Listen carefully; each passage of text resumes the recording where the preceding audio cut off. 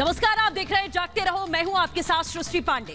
26 जनवरी से पहले दिल्ली को दहलाने की पूरी साजिश की गई थी, फुल प्रूफ प्लानिंग की गई थी और यह साजिश की गई थी पाकिस्तान की ओर से। जी हां, दिल्ली पुलिस की खुफिया रिपोर्ट की माने तो 14 जनवरी को गाजीपुर फूल मंडी में जो आईडी बरामद किया गया था, जो तकनीकी कारणों की वजह से ब्लास्ट नहीं हुआ था, उसे बनाया गया था पाकिस्तान में। पाकिस्तान की पूरी साजिश क्या थी, देखिए एक रिपोर्ट में।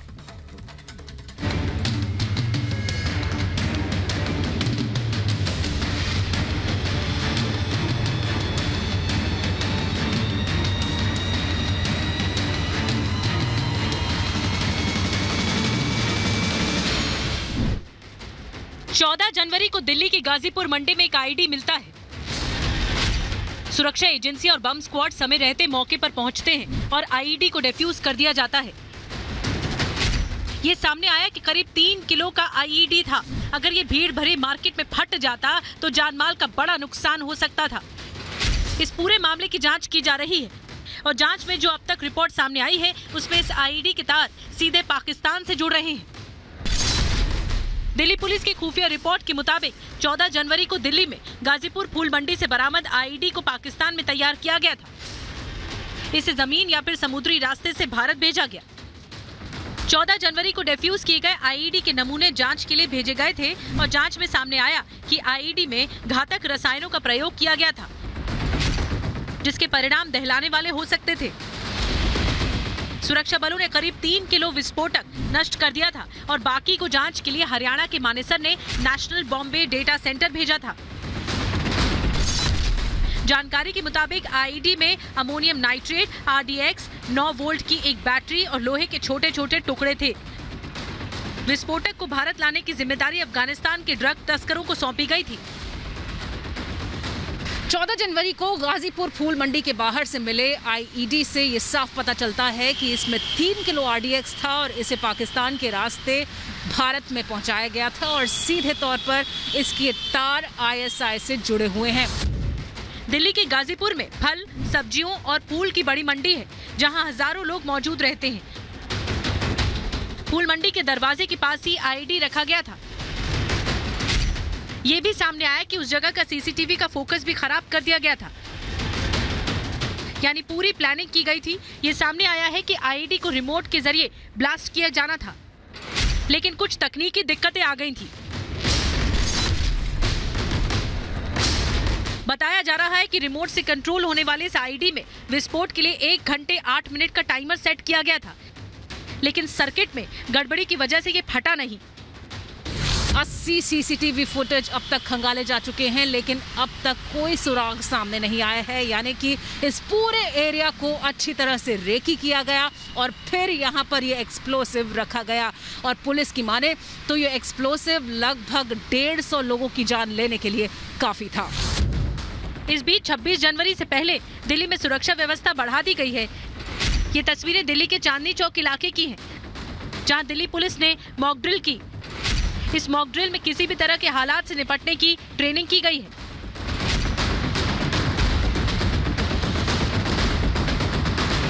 ये हमारी जो 26 जनवरी के पर्टिकुलरली और आम तौर पे भी जो जनरल प्रिपेयर्डनेस, क्योंकि बिजी मार्केट्स हैं हमारे यहाँ नॉर्थ डिस्ट्रिक्ट में, तो मॉक ड्रिल आज करी है हमने। प्रिपेयर्डनेस ये देखते हैं हम। एक दूसरा, हमारे जो SOPs हैं उनका किस तरीके से पालन किया जाता है।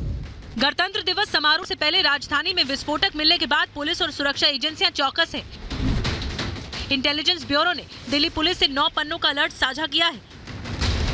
गणतंत्र दिवस पर किसी भी आतंकी साजिश से निपटने के लिए दिल्ली पुलिस पूरी तरह से मुस्तैद है। राजधानी में 20 जनवरी से 15 फरवरी तक मानव रहित हवाई वाहनों पर प्रतिबंध लगा दिया गया है। राजधानी के प्रमुख स्थानों और इमारतों की सुरक्षा भी बढ़ा दी गई है।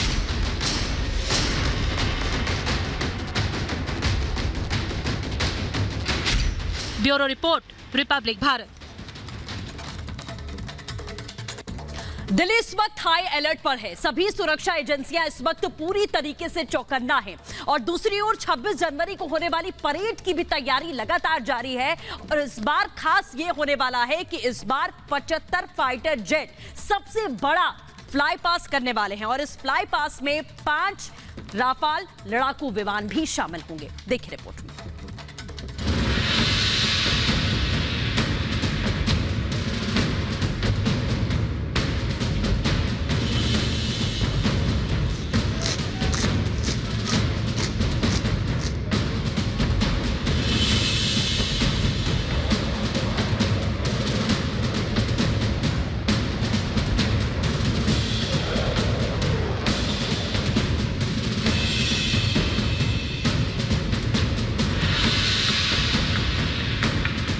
जनवरी को दुनिया देखेगी भारत का दम।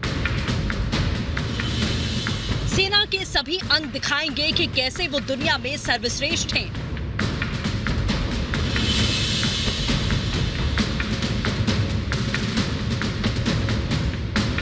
पचहत्तर फाइटर जेट करेंगे फ्लाई पास्ट। दिल्ली के आसमान पर उड़ेंगे राफाल।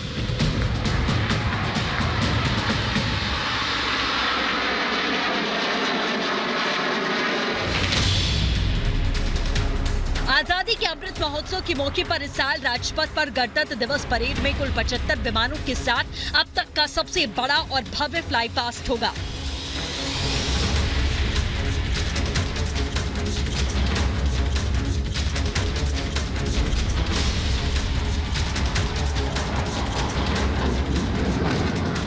भारतीय वायुसेना, थल सेना और नौसेना के 75 लड़ाकू विमान राजपथ पर फ्लाई पास्ट करेंगे। इसमें 5 राफेल लड़ाकू विमान भी शामिल होंगे। दिल्ली के आसमान पर राफाल उड़ते दिखाई देंगे।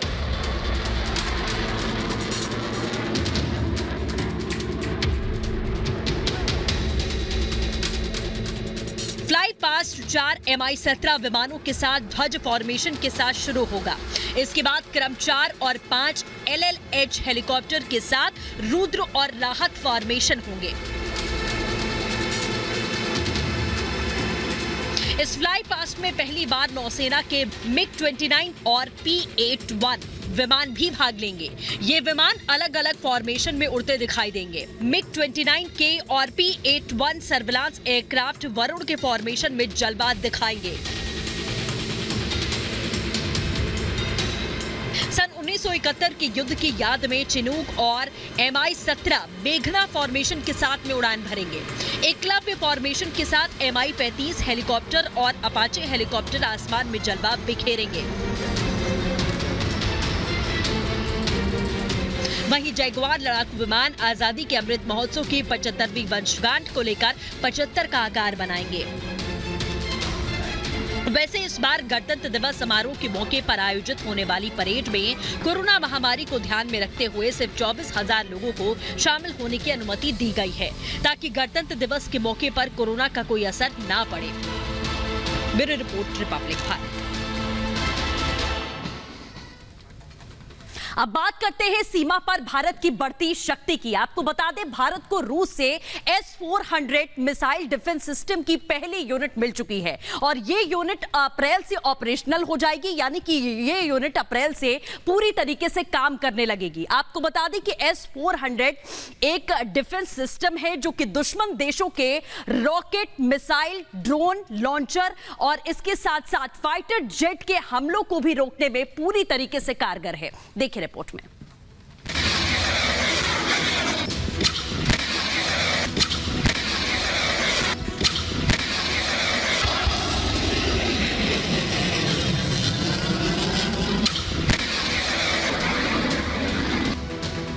सीमा पर भारत का ये नया प्रहरी है। रूस से आया S-400 मिसाइल डिफेंस सिस्टम, जो हवा में ही दुश्मन के हमले को नाकाम कर देता है। की पहली यूनिट आ चुकी है। S-400 की पहली यूनिट। भारत को रूस से S-400 मिसाइल डिफेंस सिस्टम की पहली यूनिट मिल चुकी है। ये यूनिट अप्रैल से काम करना शुरू कर देगी। इस डिफेंस सिस्टम की पहली यूनिट का तमाम सामान भारत पहुंच चुका है। अभी किस जगह इसकी तैनाती होगी ये सामने नहीं आया है, लेकिन माना जा रहा है कि इसकी तैनाती ऐसी जगह होगी जहां से चीन और पाकिस्तान दोनों निशाने पर रहेंगे।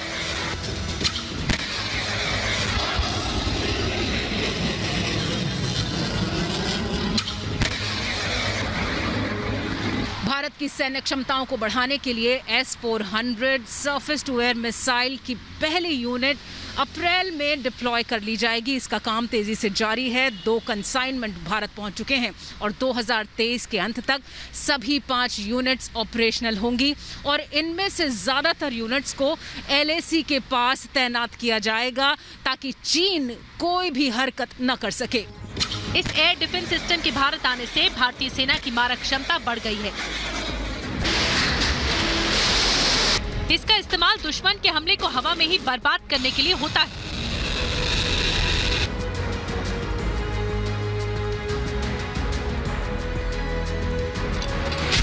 S-400 एक एयर डिफेंस सिस्टम है। ये हवा के जरिए हो रहे हमले को रोकता है। ये दुश्मनों की मिसाइल, ड्रोन, रॉकेट लॉन्चर और फाइटर जेट्स के हमले को रोकने में कारगर है। S-400 को सड़क मार्ग के जरिए कहीं भी लाया ले जाया जा सकता है। इसमें लगा रडार की जो सर्विलांस रेंज है वो करीब 600 किलोमीटर की है, जबकि इसकी टारगेट रेंज 400 किलोमीटर की है। साथ ही ये 30 किलोमीटर की ऊंचाई पर भी अपने टारगेट पर अटैक कर सकता है। S-400 में 400 इस सिस्टम की रेंज को दर्शाता है, यानी कितनी दूरी तक ये मार कर सकता है। भारत को जो सिस्टम मिला है इसकी रेंज 400 किलोमीटर है, यानी ये 400 किलोमीटर दूर से ही अपने टारगेट को ढूंढकर हमला कर सकता है।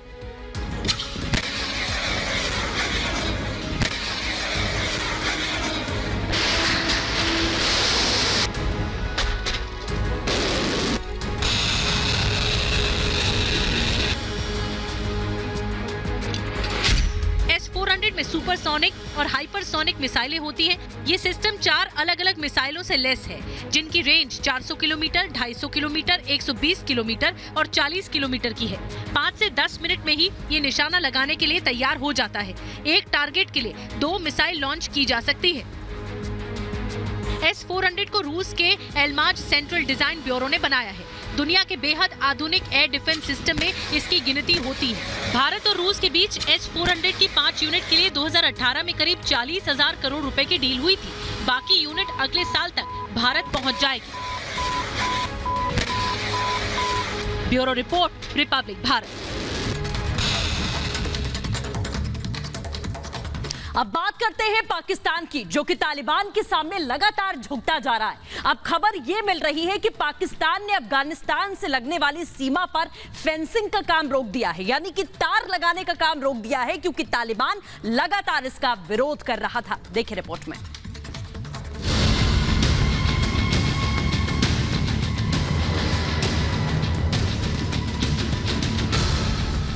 तालिबान से डरा पाकिस्तान, डुरंड लाइन पर रोका काम। पाकिस्तान ने हमेशा तालिबान का समर्थन किया, ये बात किसी से छिपी नहीं। पाकिस्तान कैसे, उसके लिए पूरी दुनिया में समर्थन मांग रहा है, लेकिन तालिबान अब पाकिस्तान के लिए ही मुसीबत बनता जा रहा है। अब तालिबान की एक और मांग के आगे झुकता नजर आ रहा है पाकिस्तान।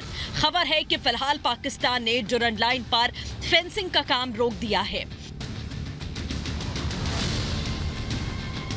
डुरंड लाइन पाकिस्तान और अफगानिस्तान के बीच की सीमा को कहते हैं।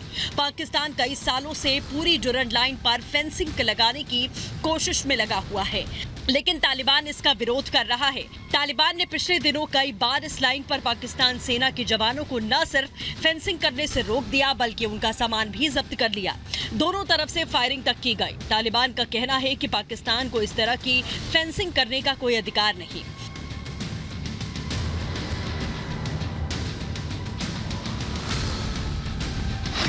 तालिबान का समर्थन पड़ा महंगा। पाकिस्तान वैसे तो तालिबान का समर्थन करता रहा। सबको याद है कि कैसे पाकिस्तान ने अफगानिस्तान में तालिबान की अंतरिम सरकार बनाने में मदद की।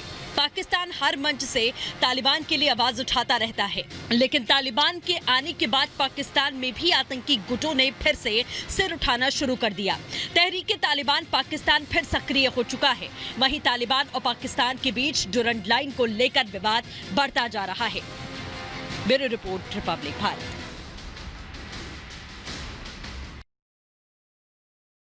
देखिए, आपको बता दें कि पीएम मोदी ने आज वाराणसी में बीजेपी के बूथ प्रमुखों से संवाद किया और यह संवाद प्रधानमंत्री ने नमो ऐप के जरिए किया। आपको बता दें कि बूथ कार्यकर्ताओं से आज पीएम ने संवाद के दौरान काशी कॉरिडोर के बारे में बातचीत की, महिला सशक्तिकरण के बारे में चर्चा की, स्वास्थ्य के मुद्दे पर बातचीत की और इसके साथ ही बूथ कार्यकर्ताओं को जीत का मंत्र भी दिया। देखिए रिपोर्ट में। सीमा जी, आप जैसन बहनियन का ताकत हमार असली शक्ति हुए। आप खुश तो परिवार खुश, परिवार खुश तो समाज और देश भी खुश होता है। बनारस के बीजेपी कार्यकर्ताओं से संवाद के दौरान का अंदाज कुछ बनारसी दिखा। सुबह 11 बजे नमो ऐप के माध्यम से जैसे ही पीएम मोदी ने संवाद प्रारंभ किया, सभी कार्यकर्ताओं और बूथ अध्यक्षों ने हर हर महादेव के उद्घोष के साथ उनका स्वागत किया। बाबा के धाम का दर्शन आपने किया? जी हाँ, परिवार समेत बाबा के धाम का दर्शन किया हमने। बाबा विश्वनाथ जी के धाम के नव निर्माण के लिए मैं आपको नमन करता हूँ। पूरा परिसर बहुत दिव्य अलौकिक दिखाई दे रहा है इस समय सर। विश्वनाथ धाम के लोकार्पण के बाद दर्शनार्थियों की भी संख्या में भारी वृद्धि हुई है। फल फूल बेचने वाले भाइयों से लेकर बड़े बड़े होटलों को व्यापार बढ़ाने का अवसर मिल रहा है सर। इस वर्चुअल संवाद के दौरान पीएम मोदी ने कार्यकर्ताओं से बदलाव के विषय पर चर्चा की, काशी की चर्चा की। इस दौरान कार्यकर्ताओं ने बताया कि विकास कार्य काफी बेहतर तरीके से हुए हैं। हमारे साथी कार्यकर्ता श्री रजत श्रीवास्तव जी ने वाराणसी की गलियों और सड़कों के तार का जंजाल खत्म होने के लिए आभार व्यक्त किया है। इस तरह राम भवन राय जी और दीपक गिरी जी ने स्वच्छता को लेकर अपने विचार रखे हैं और बनारस में हुए कार्यों की भी प्रशंसा की है। आपके माध्यम से मैं वाराणसी के लोगों का आभार व्यक्त करता हूं। पीएम ने कार्यकर्ताओं से बनारस में सेवा, स्वच्छता और जागरूकता फैलाने का आग्रह किया, जिससे बनारस की संस्कृति और पर्यटन को लाभ मिले। साथ ही कोरोना संक्रमण से बचने के लिए मास्क और सामाजिक दूरी का भी जिक्र किया। वैक्सीनेशन को लेकर भी बातचीत की। अच्छा सीमा जी, आजकल कोरोना संक्रमण बढ़ रहा है जी, तो इधर क्या मिलना जुलना अपने क्षेत्र के लोगों से हो पा रहा है? जी सर, 2 गज की दूरी, मास्क है जरूरी। इस फॉर्मूला को अपनाते हुए हम सभी बने कोरोना के दौरान अपने बूथ के लोगों से बात करती रहती हैं। इस दौरान महिला कार्यकर्ताओं ने भी बताया कि कैसे महिलाओं का सशक्तिकरण हो रहा है। मातृशक्ति प्रसन्न है ना? जी सर, बहुत प्रसन्न है आपसे।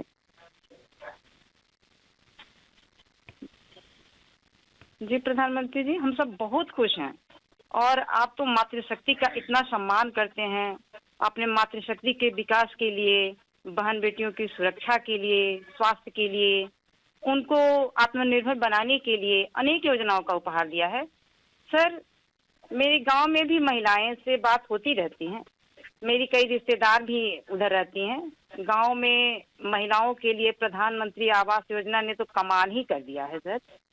पहले तो महिलाओं के नाम पर बैंक में खाता नहीं होता था, आज तो घर की रजिस्ट्री भी उनके नाम पर हो रही है। उन्हें पहले मालकिन ऐसे ही कहकर बुलाया जाता था, लेकिन आज तो घर की मालकिन भी बन गई हैं। चुनाव आयोग की ओर से 22 जनवरी तक रैली और रोड शो पर रोक लगाई गई है, जिसके चलते राजनीतिक दल वर्चुअल रैली के माध्यम से अपनी बात पहुंचा रहे हैं। पीएम मोदी ने नमो ऐप के जरिए बूथ कार्यकर्ताओं से सीधा संवाद किया। भाजपा के कार्यकर्ताओं से आग्रह किया कि सेवा का कोई अवसर न छोड़ें। Bureau report, Republic Bharat.